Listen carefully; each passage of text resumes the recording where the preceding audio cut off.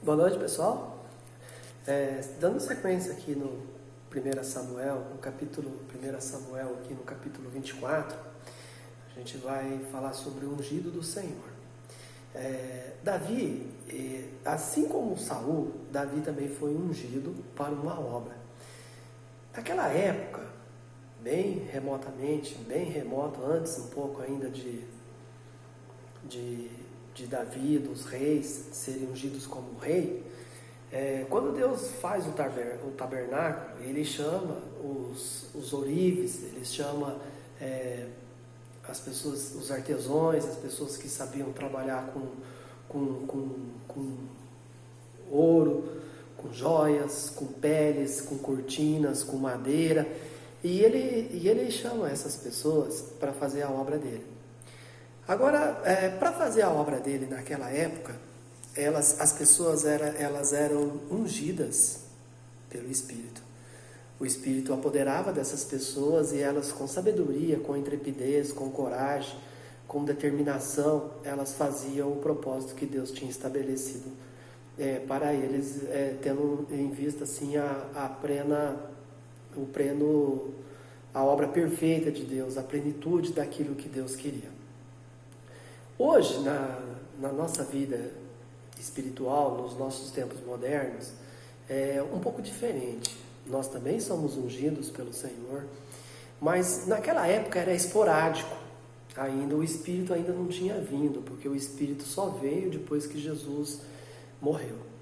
E hoje o Espírito, ele habita em nós a partir do momento que nós cremos em Jesus como Salvador. O Espírito já faz em nós morada e nós nos tornamos ungidos do Senhor. Se nós formos ver hoje, a igreja, ela goza de um privilégio muito maior do que naquela época.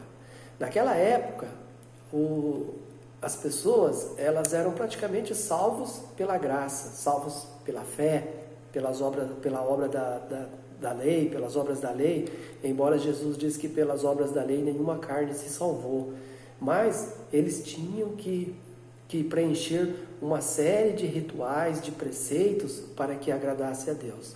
Tanto é que em determinado momento Deus chega para Pedro e fala assim: mata e come. Pedro fala assim: olha, eu não vou comer nada imundo. Aí Deus fala assim: não chames tu imundo aquilo que ele purificou. Então até mesmo os gentios, na época de Jesus, eram considerados imundos. E Deus, através do ministério de Paulo, Deus estabelece o que? A igreja, que somos nós. Então nós temos um privilégio grande, nós somos ungidos assim que nós cremos no Espírito de Deus. Mas voltando lá de novo para o Antigo Testamento, no caso de Saul, no caso de Davi, nós vemos que ali no capítulo 24 já começa um pouco o alívio de Davi, porque Saul, ele entra, por sorte ou por azar dele, ele entra na mesma caverna que Davi estava escondido. E ele entra lá e dorme.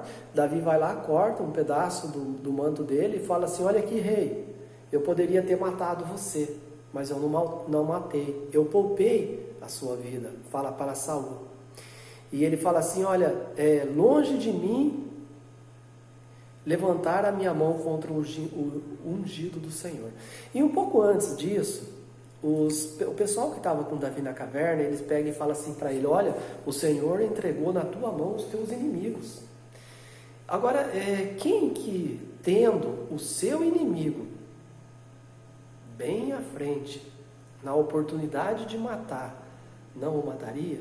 Porque é difícil nós, como os brasileiros, nós imaginarmos uma questão dessa, porque nós não vivemos guerra. A última guerra que o Brasil travou foi contra o Paraguai, há muito tempo atrás, né? Eu acho que 1800, 1900, por aí.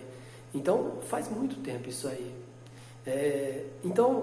Nós não estamos acostumados como americanos, como os russos, como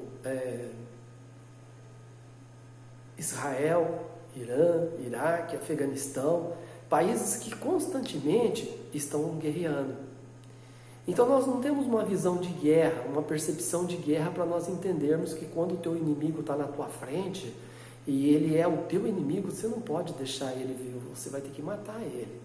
Nós não entendemos isso. Mas Davi, ele entendia muito bem isso, e ele poderia ter feito, mas ele não fez, porque ele diz: longe de mim colocar a minha mão no ungido do Senhor.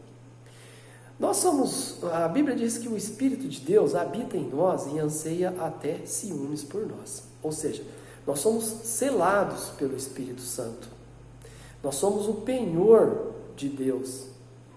Nosso nome está escrito no livro da vida. E o que eu quero dizer para você é que você tem que tomar muito cuidado no seu agir, falar, julgar, maquinar, praguejar, atentar contra o servo do Senhor. Porque Davi, ele não fez nada disso contra o servo do Senhor, porque ele sabia que era ungido do Senhor. Então, eu sempre vejo as pessoas criticando. Quando o ímpio critica o cristão, tudo bem, é normal, porque ele não tem conhecimento de Deus. Muitas vezes ele até é um ateu, não acredita em Deus, então ele vai falar mal de Deus, vai falar mal do ungido do Senhor, vai falar mal do membro de uma igreja, de outra igreja, e isso é normal. Mas o que não é normal e não pode ser normal, e isso não é, segundo o que a Bíblia está falando, nós temos que tomar muito cuidado, é de irmão falar de irmão. É de irmão falar de pastor, é de pastor falar de irmão. Ou seja, quem nos justifica? Deus. É Deus que nos justifica. Então, logo, se eu estou falando mal do meu irmão, eu estou fazendo juízo dele. E se Deus já o tem perdoado? E se Deus o está perdoando? E se Deus está tratando das suas feridas, dos seus pecados? E se Deus, porque Deus, para ele, a alma dele vale mais que o mundo inteiro. E se Deus está cuidando dele como cuida de uma planta? E por outro lado, o Espírito que nele habita, se ele realmente for um cristão, e se ele não é um cristão, não é eu que julgo, porque a Bíblia diz que no meio de uma seara nasce o mosto e o trigo, ambos crescem juntos. No final da colheita,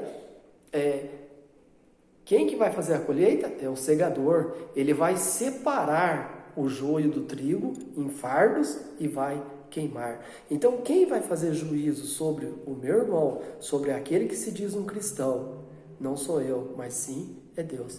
Então, como Davi ele fez, ele deixa para nós um exemplo muito bom.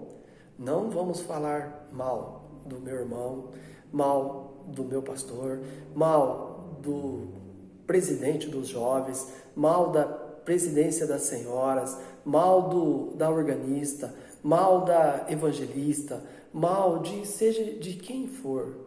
Se eu desconfio que ela tem o Espírito de Deus, e mesmo não desconfiando, eu não devo fazer isso, porque eu posso estar falando mal de quem o Espírito está cuidando. E o Espírito anseia ciúmes por aquela vida. E ansiando ciúmes por aquela vida, eu não posso fazer isso, porque cabe a Deus. E quando eu faço isso na minha vida, eu busco de quem? A justiça de Deus. E foi isso que Davi fez. Davi, ele podia ter matado Saul, e ele tinha todo o direito. Davi tentou matar ele inúmeras vezes, muitas vezes, nós temos visto nos textos anteriores, mas Davi não fez. E o que aconteceu? No capítulo 25 nós vamos ver que Saul foi morto. Então, deixa para Deus. Minha é a vingança, diz o Senhor dos Exércitos. Tá bom, irmãos? Abraço, pessoal. Fica com Deus. Até mais.